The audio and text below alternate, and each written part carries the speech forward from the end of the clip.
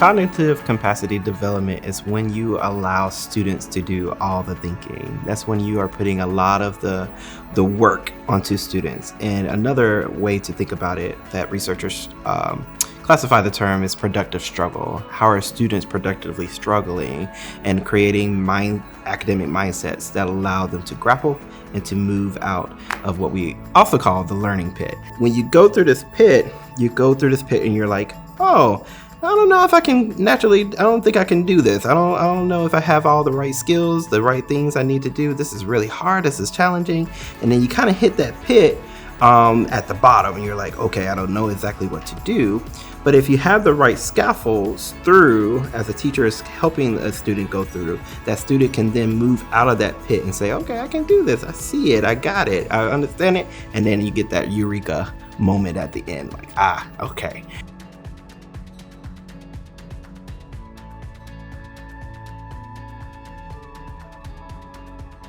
You have to allow students to learn how to think and have the skills and habits of mind to think on their own, for them to move from being dependent learners, where they're very passive in their learners, to moving students to seeing like, I can do this, I have great ideas, and I can make sense of these ideas and make those connections myself. And my teacher, although I love that teacher, they're not my tree of knowledge, they're my facilitator of that process.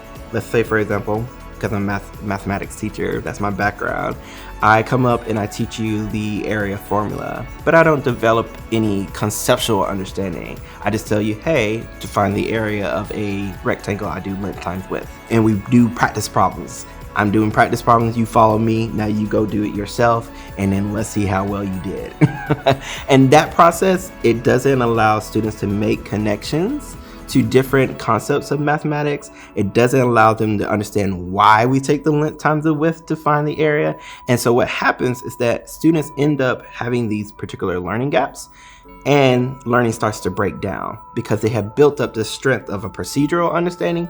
But if they get presented with something where they have to apply it, or they have to connect it to a different concept, they don't have that necessary skill because a teacher hasn't developed it, because they have been so procedural in their work. So when you give students a chance in a class, for example, once again, the math classroom, to give them a problem, a very high quality, what we call high quality math task, where they get to grapple, they start to not only get to practice all these things such as language development, literacy practices, but they start to understand mathematically, what is the question asking me?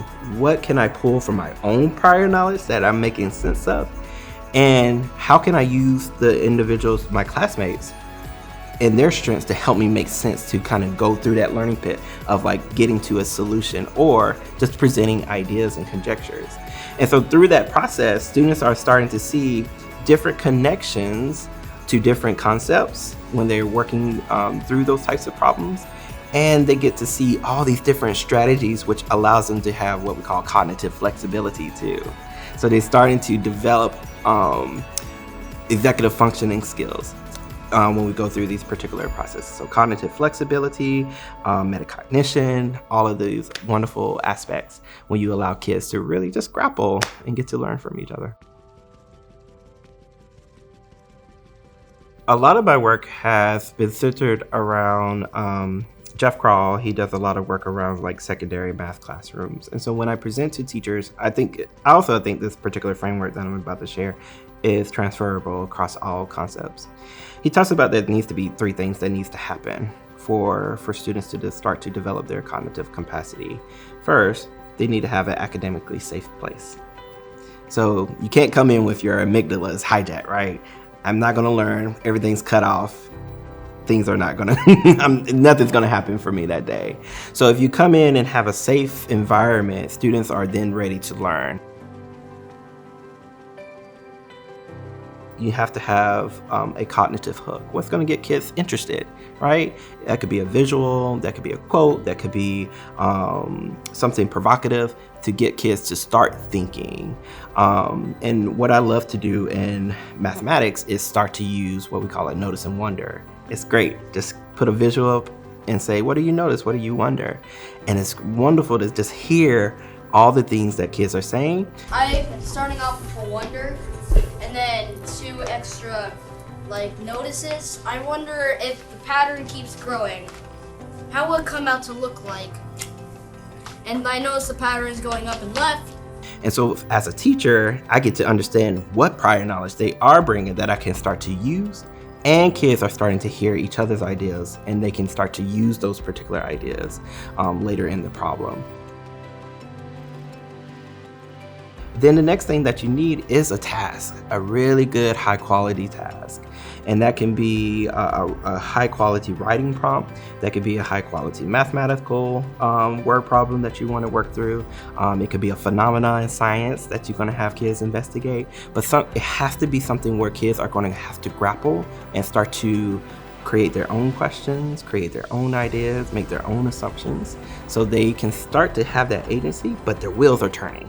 And that's what we want. We want their wheels to start turning. And then the last thing is the effective facilitation.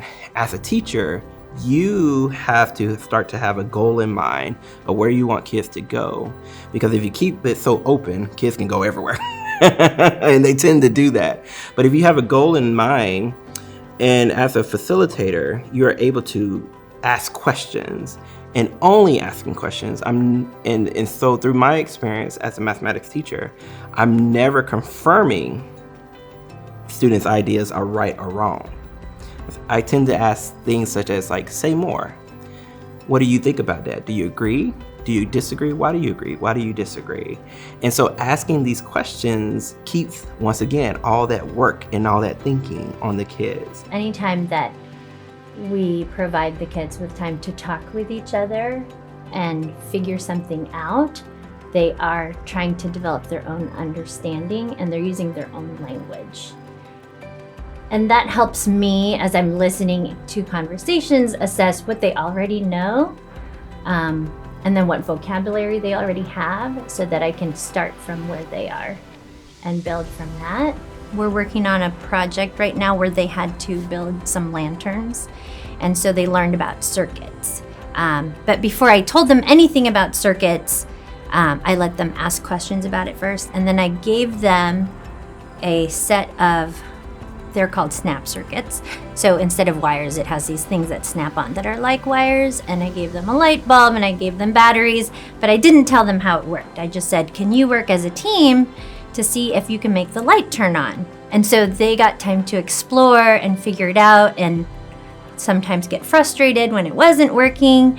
But then when they figured out how to make it light up, they just had this excitement and aha moment. And then they were able to explain to other groups how they made it light up and why it was working that way, and which ways worked and which ones didn't. So, and then from there, we can start talking about circuits and why it works that way, and then we read about it, and that's when then you jump into providing them with more vocabulary and even more experiences and connections with circuits that we see in the classroom or they find in a flashlight, and then we expand from their first experience that they had on their own.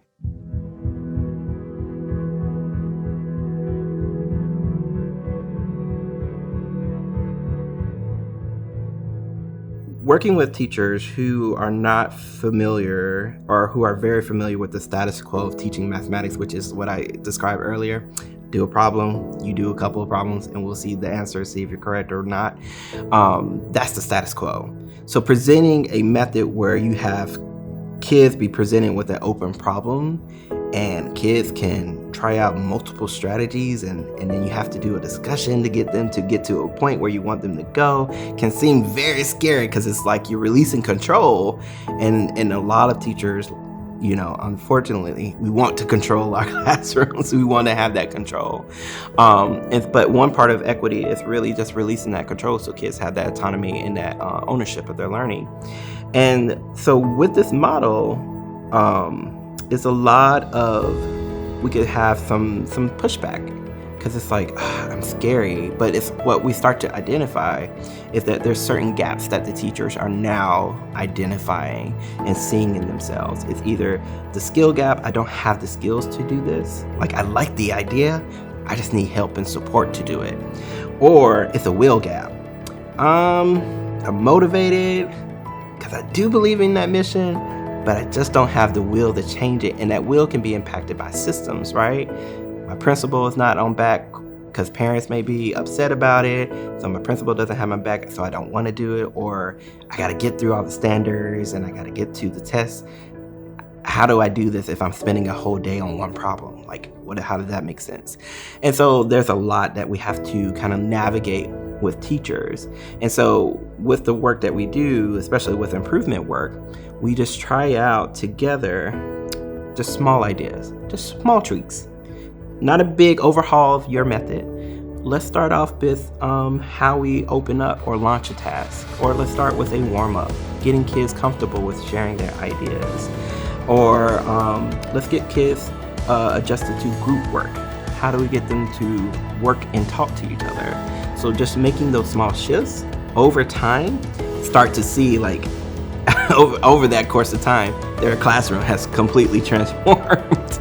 And they start to see, and that helps with those beliefs. Because the actions of those small tweaks and the actions of seeing like, oh, my kids are doing a lot of good thinking and they're making connections. Okay, I can see I can do this. And they start to feel good and their beliefs start to change over time.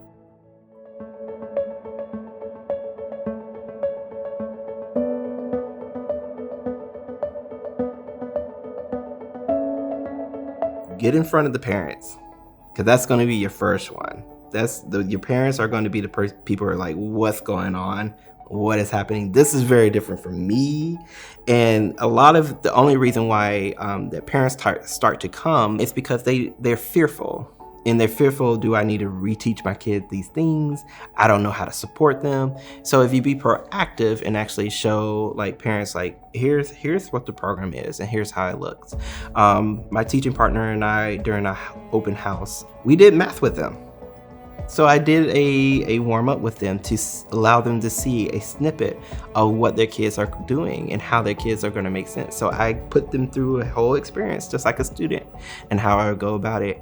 And then also, because I have done a lot of work around lesson study, I invited parents to come in and actually watch and see like a full class period of what it is. And a lot of that work alleviated parents' concerns. And so I think that would be one of my biggest takeaways in this process.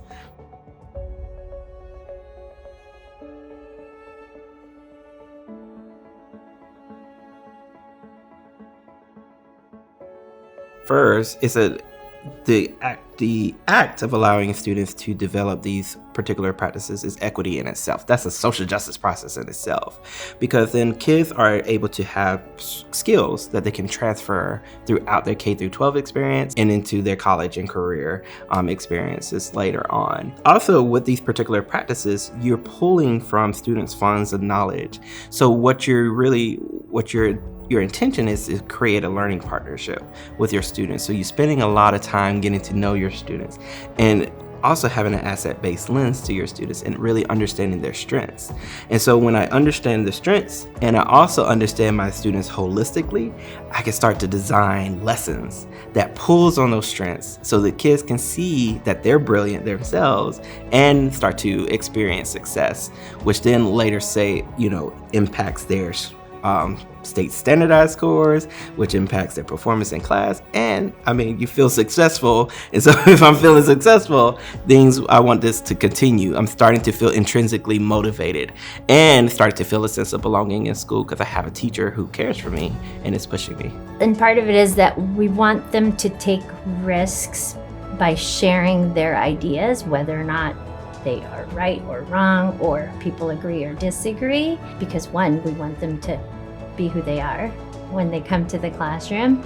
And also we want them to have those rich discussions of, I thought this, but I heard somebody say this and now I'm changing my mind. And we want them to know that that is a learning process. It's not that you're supposed to know something right away. And there are kiddos who already have that fear of not being right, and so they don't want to say, or if they make a mistake, they get really worried. And so I'm trying to, even in first grade, try to help them unlearn that it's absolutely okay that you don't know it yet. That's what we're trying to do here in first grade. We're trying to learn new things, and sometimes it's hard, and sometimes you already know it, right? And you have like a huge range of like what you're confident with and what you're still really working on, and that the struggle is okay.